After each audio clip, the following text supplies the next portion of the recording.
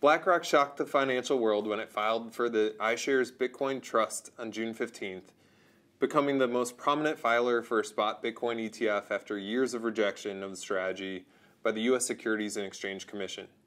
The surprise filing came on the heels of the SEC's lawsuit against Coinbase and Binance, making the timing and BlackRock's partnership with Coinbase in the filing even more odd. As the world's largest asset manager, BlackRock would immediately give legitimacy to the Bitcoin market in need of it.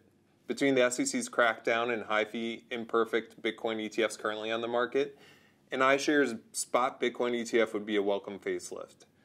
Whether that means investors should buy this fund should it hit the market is another question. Bitcoin is highly volatile and its future is uncertain. There's not a fundamental value to lean on for investors, so this consideration should outweigh all others, including fund structure. Aside from investment merit, it's worth understanding where a spot Bitcoin ETF would fit in with other offerings available in the U.S.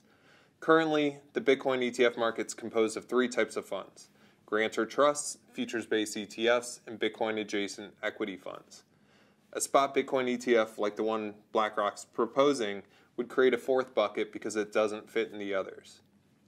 Currently, the largest Bitcoin offering in the U.S. is Grayscale Bitcoin Trust, ticker GBTC.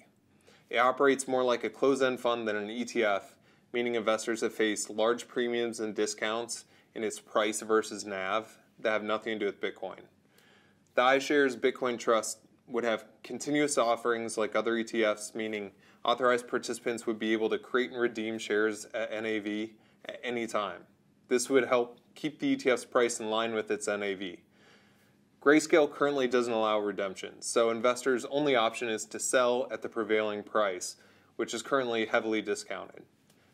Futures-based Bitcoin ETFs do a better job of tracking Bitcoin's price, but they also introduce other differences from holding Bitcoin.